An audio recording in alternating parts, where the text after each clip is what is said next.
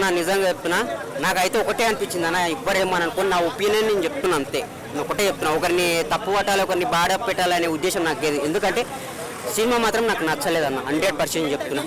అందులో స్టోరీ లేదు, నిజంగా చెప్తున్నా. ఎమోషన్ స్టోరీ ఎప్పుడు వస్తుందో అది పల్లెటూరులో స్లాంగ్లో తీసేది కరెక్టే, ఒక మంచిగా వస్తుంది అనుకున్నాడు, ఒక దసరా మూవీ లాగా అట్లా పోతా అనుకున్నాడు. కానీ అందులో ఎమోషన్ ఎందుకు వస్తుందో తెలియదు, ఆ హీరో ఆయన ఎందుకు చంపుతారో తెలియదు. అసలు ఆ స్టోరీ లాస్ట్కు అనుకుంటాం, లాస్ట్ కన్నా ఏమైనా తెలుస్తుంది బయట పడతా అనుకుంటాం, ఆడగుంటే ఏం తెలియదు అసలు ఎక్కడ క్లారిటీ లేని సినిమా. నిజంగా చెప్తున్నా, డైరెక్టర్ అన్న యాక్టింగ్ మంచిగా ఉంది నిజంగా. విశ్వక్సేన్ అన్న ఎప్పుడు ఆయన యాక్టింగ్ కానీ బాడీ స్లాంగ్ కానీ అద్భుతంగా ఉంటుంది నిజంగా. కానీ తీసిన డైరెక్టర్ మాత్రం చాలా ఆయన బాడీకి తగ్గలేదు అన్న నిజంగా. ఇప్పుడు చెప్పే వాళ్ళంతా పెయిడ్ రివ్యూవర్స్ అనుకోవచ్చు వీళ్ళందరూ. ఎవరి ఒపీనియన్ అన్న, నేను ఒకరు, ఎందుకంటే నా ఒపీనియన్ నేను చెప్తున్నా. ఎందుకంటే సినిమా నచ్చితే 100% నచ్చిందని చెప్పి నా ప్రతి ఒక్క రివ్యూ చెప్పు, ఏ సినిమా అయినా నా 100% బాగుందని చెప్తాను. అనుకోవద్దు కానీ ఇన్స్ట్రక్షన్ అన్న నేను ఒకటే చెప్తున్నా, రిక్వెస్ట్ చేస్తున్నా, జాగ్రత్త పడన్నా నెక్స్ట్ టైం ప్లీజ్, దయచేసి చెప్తున్నా. ఇలాంటి సినిమాలు తీయకు, నీది ఈ బాడీ స్లాంగ్ కాదు, ఈ సినిమాలు కాదు, నీకు సెట్ కాదు నిజంగా. ఆయన స్లాంగ్ బాగుందనా, బాడీ లాంగ్వేజ్ కానీ ఆయన ఫైటింగ్ చేసే విధానం కానీ స్టోరీ బాగాలేదు నిజంగా.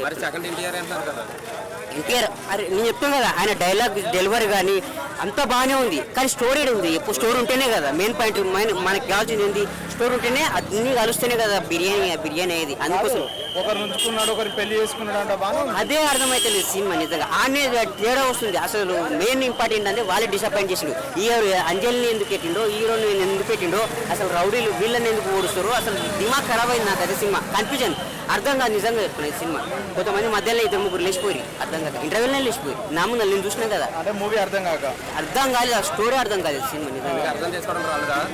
అర్థం చేసుకో ట్రై చేస్తాం, క్లైమాక్స్ లో తెలుస్తుంది కదా అనుకుంటాం, కానీ అది కూడా తెలియదు నిజంగా. వేస్ట్ నిజంగా చెప్తున్నా. ఏ ఫ్లాప్ అన్న, నేను ఒకటే చెప్తున్నా విశ్వసేన, నేను సారీ అన్న, దండం పెడతా. నిన్ను బ్యాడ్ చేయాలని కాదు, నెక్స్ట్ టైం జాగ్రత్త పడాలని చూస్తున్నాను అంతే. ఈ సినిమాలో అయితే నీకు సెట్ కావన్న ప్లీజ్, దయచేసి నువ్వు మాస్ యాంగిల్ అది ఇంత ముందు వచ్చిన సినిమా ఎంత బాగుంది, అది సూపర్ ఉంది, మైండ్ బ్లాక్ అసలు. కానీ ఇదైతే నాకు నచ్చలేదు అన్న. కానీ ఎంత సంతోషంగా వచ్చిందో అంత కన్నీటి వికారంగా వెళ్ళిపోతున్నారు నిజంగా. పోతే పైసలు పోని, కానీ సినిమా నాకు అంత సంతృప్తి ఇవ్వలేదు అనిపిస్తుంది నాకైతే. థ్యాంక్స్.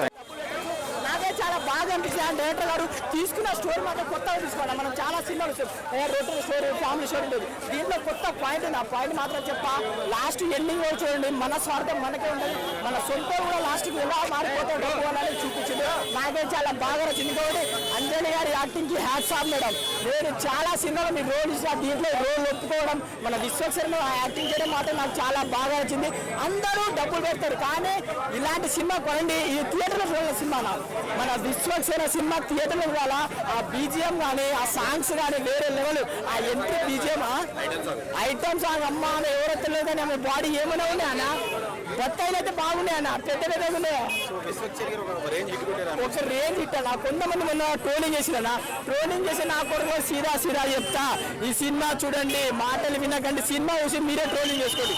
మీరు చూడరు పోచ్చు స్పీకర్ అందరు ట్రోలింగ్ చేస్తారు. ఈ సినిమా ఒకటి ఏంటంటే ఫ్యామిలీ ఆడియన్స్ అందరూ వచ్చి చూడాల్సిన సినిమా అనేది చాలా బాగా నచ్చింది. కొత్త పాయింట్ వచ్చే సినిమా మాత్రం మిస్ అయితే waste. Vishwaksena block buster hit అంటే సెకండ్ సెటప్ ఉంటూ చాలా మంచిది. సెకండ్ సెటప్ ఉంటూ ఎందుకు మంచిది అనేది సినిమాకి రండి చూడండి.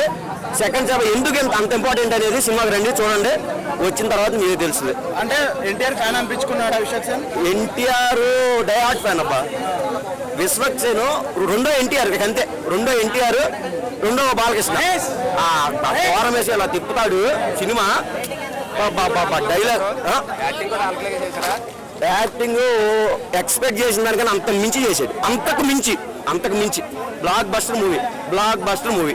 గ్యాంగ్స్ ఆఫ్ గోదావరి ఎలా అనిపించింది బ్రో? భయ్యా గ్యాంగ్స్ ఆఫ్ గోదావరి ఏంటంటే విశ్వక్సేన్ గారికి ఏంటంటే మాస్ కా ధమ్కి అంటారు, దాస్ కా ధమ్కి అని అంటారు. ఇటు ఏంటంటే దాస్ పరంగా చూసుకుంటేనేమో అటు దాస్ అయిపోయి విలన్లకు ధమ్కి ఇస్తాడు, ఇటు మాస్ అయిపోయి మాస్ ఆడియన్స్ని ఎంటర్టైన్మెంట్ చేసి ఊర మాస్ లెవెల్లో సినిమా తీసిండు.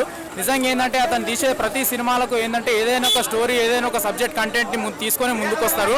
అలాగే ఈ గ్యాంగ్స్ ఆఫ్ గోదావరి కూడా ఏంటంటే ఒక డిఫరెంట్ స్టోరీ, ఒక కొత్త కంటెంట్ ఉన్న సబ్జెక్ట్ని మన ఆడియన్స్ ముందుకు తీసుకొచ్చి చాలా ఎంటర్టైన్మెంట్ చేసిర్రు. లాస్ట్ క్లైమాక్స్ సీన్ లో ఎమోషన్ ఉంది భయ్య. నియా శెట్టి గారికి విశ్వక్ సేన్ గారికి ఇద్దరికి మధ్యలో ఉన్న ఎమోషన్ సీన్ పర్ఫార్మెన్స్ నిజంగా గుండెల్ని పిండేసి ఏంటంటే ఇట్లా ఎమోషన్ ఏడ్ చేసుకున్నారు ఒక్కొక్క ఆడియన్స్. ఇంకా ఫస్ట్ హాఫ్ పరంగా చూసుకుంటే మాత్రం ఏంటంటే ఒక పక్క పొలిటికల్ బ్యాక్ డ్రాప్ అండ్ ఇంకో పక్కనేమో కామెడీ ఎంటర్టైన్మెంట్ తోని కొనసాగుతూ వెళ్ళిపోయింది. ఈ మూవీ ద్వారా నాకు అర్థమైంది ఏంటంటే మామూలుగా రాజకీయ నాయకులు ఒక సామాన్యమైన వ్యక్తి రాజకీయాల్లోకి వస్తే ఎలాంటి సమస్యలు వస్తాయి, వచ్చే సమస్యలు ఏ రకంగా ఎదుర్కొన్నాడు అనేది ఈ మూవీలో కళ్ళకు కట్టినట్టుగా చూపెట్టిండు.